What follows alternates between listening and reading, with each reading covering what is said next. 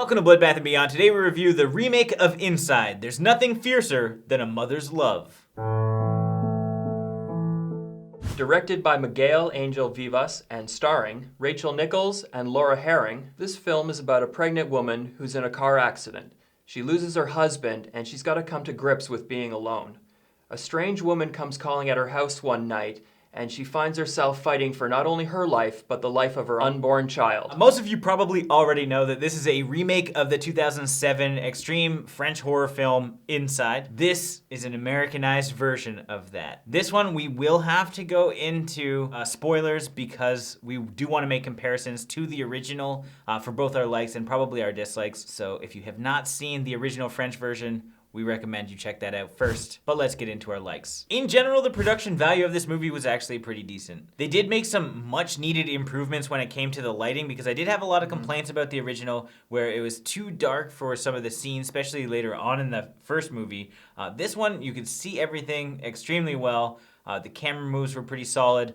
And it just felt like this movie had a bigger budget than the original. One of the complaints I had about the old movie was that it took its time getting started.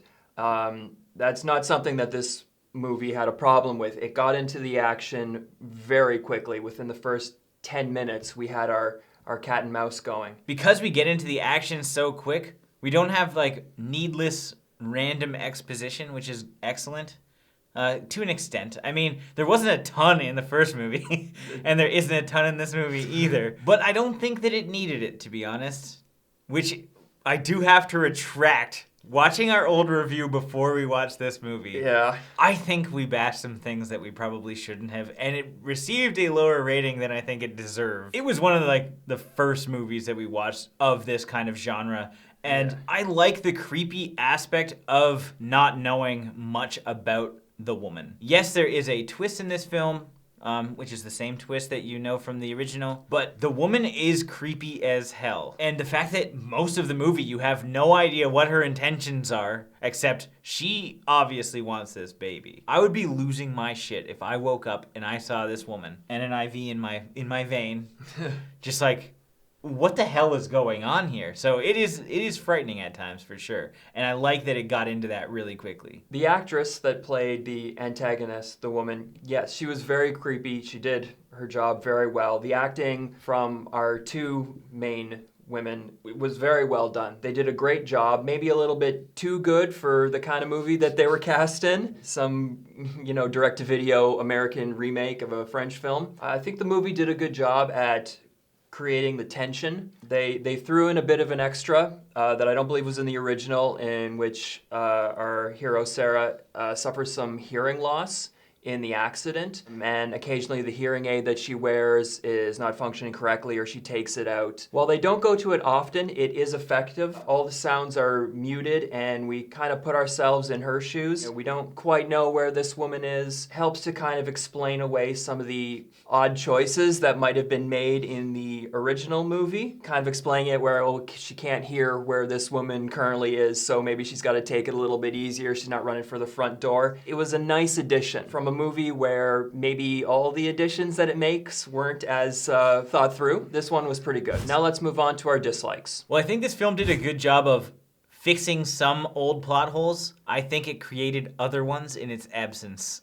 There are a lot of spots where the character doesn't quite act like you think that they should, or something just doesn't really work. For example, there's a car scene. Both of our leads are in a car. They seemingly go for a drive around the block and they get into an accident. When they get out of the car, they're directly in front of the same house that they came out of. So unless they did just fucking donuts, it doesn't make any sense. There are some other scenes where it just seems that they didn't really think about it. They just had an idea, they had a location that they wanted things to happen in, and it didn't matter how they got there. Another one could be like the pool at the end of the movie. They just wanted to have some kind of symbolism with a woman coming out of a pool like a baby. I kind of called that they were gonna do that. I thought it was gonna happen earlier with the hole in the door. For a film that takes its source material from a prime example of the French extreme cinema revolution, it really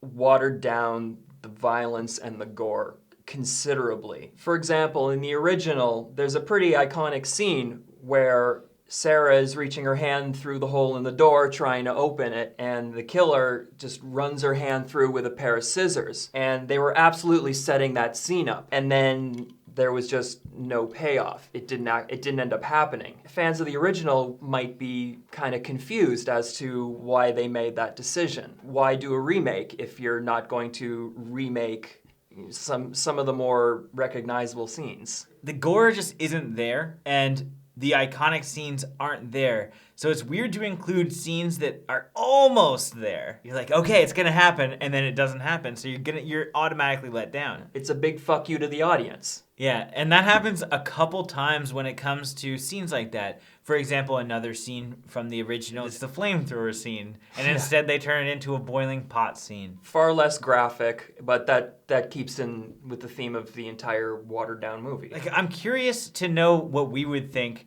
had we not seen the original. When you come in and you don't get what you expect, you're going to be disappointed in most cases. Yeah, there's two types of remakes you can do. You can do a shot for shot and more or less just change the actors and the language, or you can add your own stuff and use the original as like a template. And this one didn't do either. Like, they did add their own elements. Like, the driving scene is new, the end is completely different, but they did have certain situations, certain characters die in a similar way, maybe not as artistic, but I guess that's one of the points that I would like to mention is, like, it wasn't as artistic as the original. Like, I really like the cinematography in both, to be honest. I think that this did a serviceable job as far as, like, cinematography was concerned. But the original one had, like, a different aspect to it that just, like, it seemed grittier. It complained about the original because it was too dark to see any of the extreme gore and the practical effects they were using. And, okay, well, they've gone and they've improved that. They've lightened this version up, but they're not showing us anything. I think of the original as a very black and red kind of thing. Like, even you see the poster. It's the woman's face absolutely covered in blood. It looks like an apple. There's very little blood in this one. It just changed the whole focus. There is some violence. And so it's not to discredit what they did have, because that did look good. It's just there wasn't an abundance, and it wasn't the primary focus of this film. No, and we were comparing it to how much we had in the original. Well, I did think the actors did a pretty decent job. It was a little bit overacted. I think the performances were just, like, too much. There are very emotional times, but I think that in certain points, you'd be way more stressed out and way more emotional considering the circumstances. Well, the protagonist did a very good job. Some scenes that required a lot of emotion. In other scenes, she seemed very wooden, and the whole thing just felt very inconsistent. And we know she's capable of more. I just think it was, like, a little bit off, so I think, like, some scenes could have been reshot to add more emotions. I don't really know, because I have not seen behind the scenes. I haven't heard anything about this movie other than... And that's kind of weird, can I just say. Like, I've heard that there's a trailer, and that was it. Like, nobody even knows this movie exists, which is strange. Like, there was rumblings back in... Oh, yeah, a long time ago, we knew it was...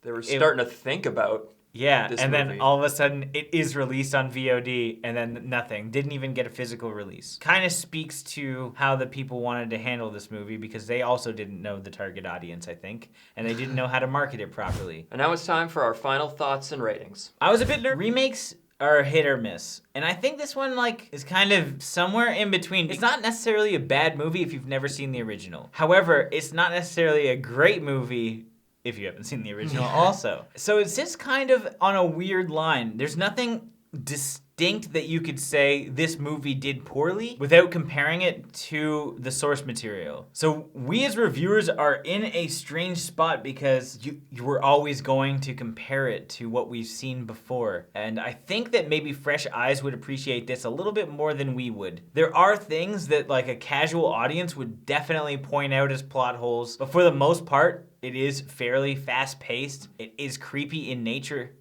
and there are some very intense moments. So I'm gonna give this 2 giant-ass lenses. Like, lenses so big that they need their own mounts and the camera doesn't need a tripod mount, out of 5. Like Jay said, this movie kind of lands in an awkward position as well as us as reviewers. On its own, it's a bland movie. It's very middle of the road, kind of home invasion flick. It's unfortunate that the only people who are going to see it are fans of the original, and that's too bad because there's nothing wrong with the film. There are a couple of plot holes, as he mentioned, and a few odd choices. But overall, it's your standard fare. There were a couple of things that this film improved, but overall, I think they should have stuck to the source material. While fans of the original will probably be disappointed with the lack of gore and overall grittiness, I think a casual viewer would still find enough to like to take away, that was a decent flick. So, with that being said, I'm going to give it 2 IVs stuck wherever out of 5. As always, thank you for watching. Like this video and comment below with your thoughts on the film if you've seen it. If you haven't and you do want to check it out, there are links in the description where you can find it. And this is your first time here, make sure you subscribe to the channel, stay updated with everything Bloodbath and beyond.